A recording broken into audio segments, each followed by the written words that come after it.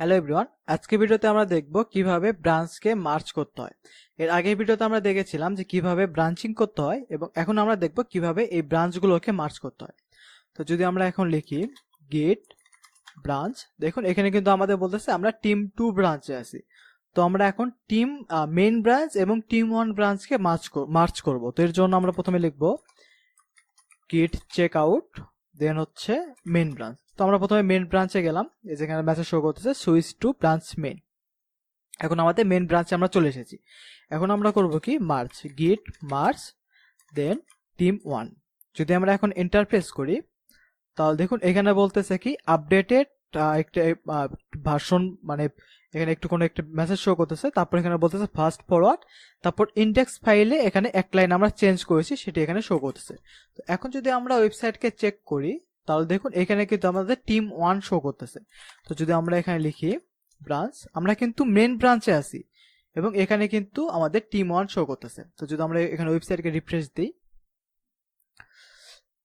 এখানে দেখুন আমাদের মেন ব্রাঞ্চে যদি যাই আমরা, এখানে কিন্তু ওয়েবসাইটে কিন্তু শো করতেছে না। এর কারণ হচ্ছে আমরা এখানে লোকালি কিন্তু জাস্ট দুটো ব্রাঞ্চকে মার্জ করেছি। এখন এই দুই ব্রাঞ্চকে আমরা আবার নতুন করে কাজ করব।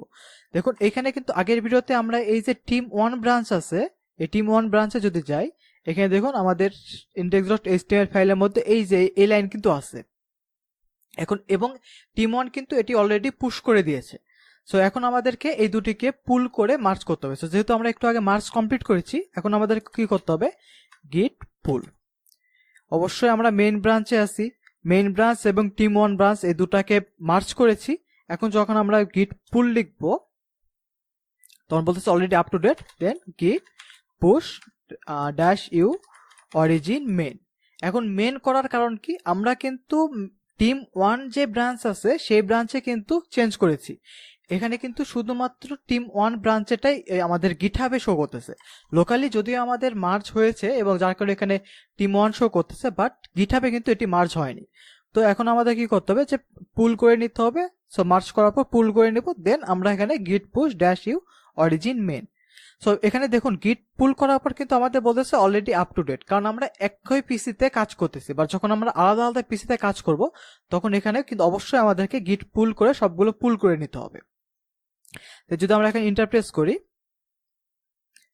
তাহলে দেখুন এখানে আমাদের কিছু চেঞ্জ হয়েছে। যদি আমরা এখানে আসি,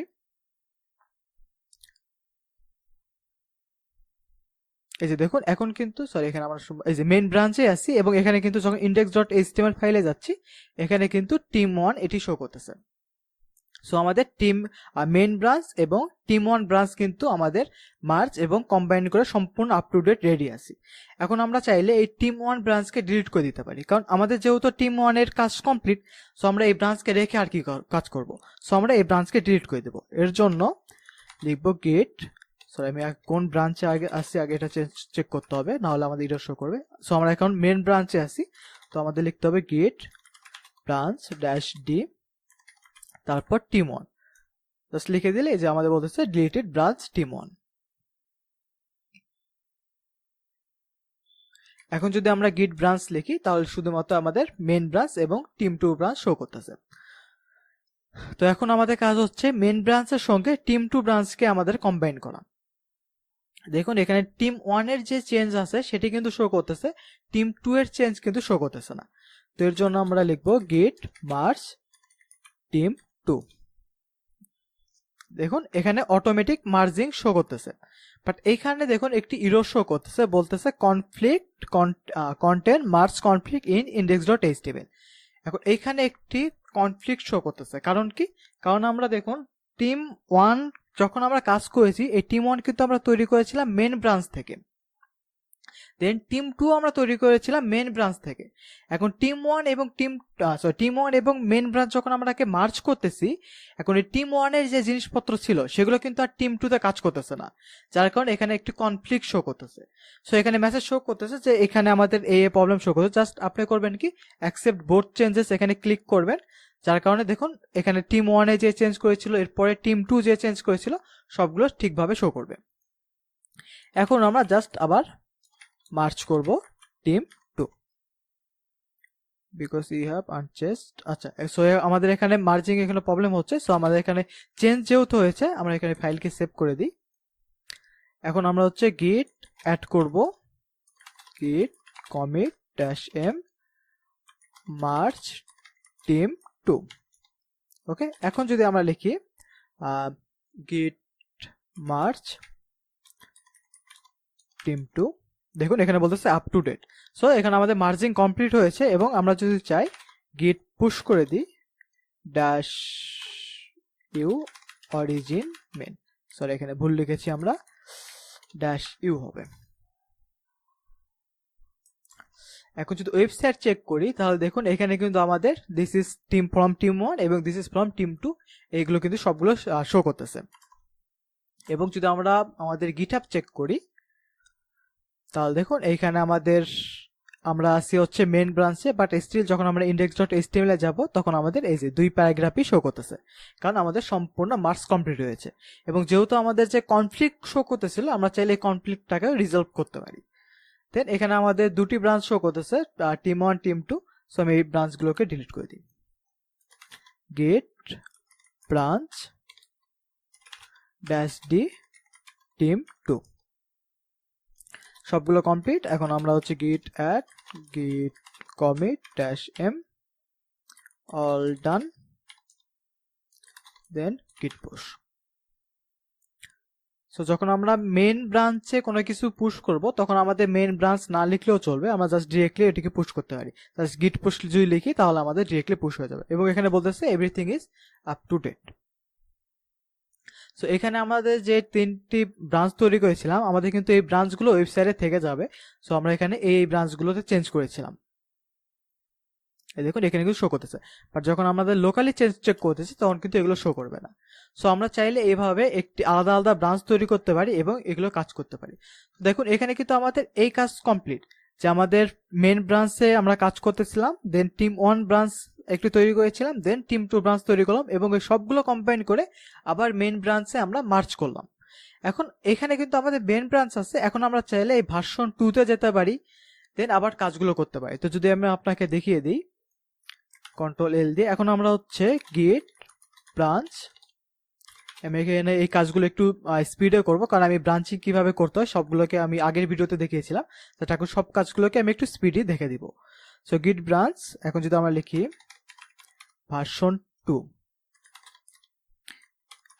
এখন দেখুন এখানে বলতেছে আমাদের মেইন ব্রাঞ্চ আছে এবং ভার্সন 2 ব্রাঞ্চ আছে।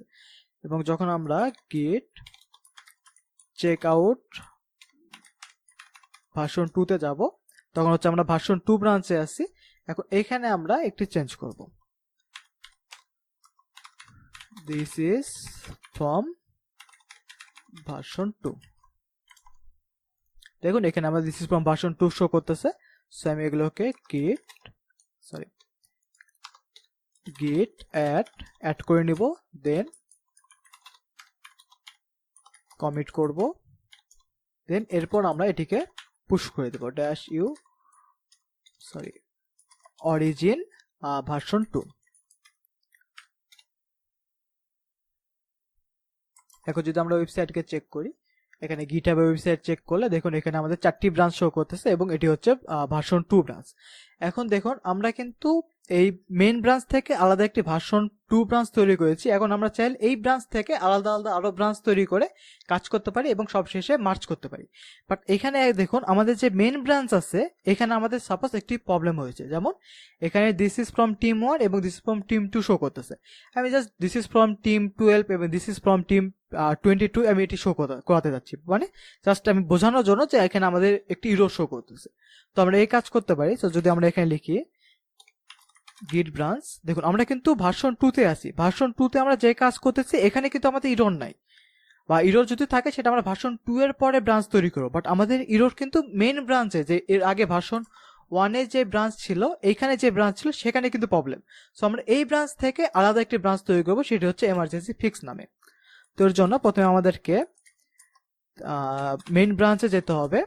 সো আমরা দেখুন মেইন ব্রাঞ্চে সুইচ করলাম, এখন আমরা একটি ব্রাঞ্চ তৈরি করব। সো গিট চেক আউট, আমি একবারে ব্রাঞ্চ তৈরিও করতেছি এবং সেখানে সুইচও করতেছি। সো ড্যাশ বি ব্রাঞ্চের নেম হচ্ছে এমার্জেন্সি ফিক্স। সো আমরা এখানে ব্রাঞ্চ তৈরি করলাম এবং ব্রাঞ্চে সুইচ করলাম। এখন আমরা এখানে চেঞ্জ করব।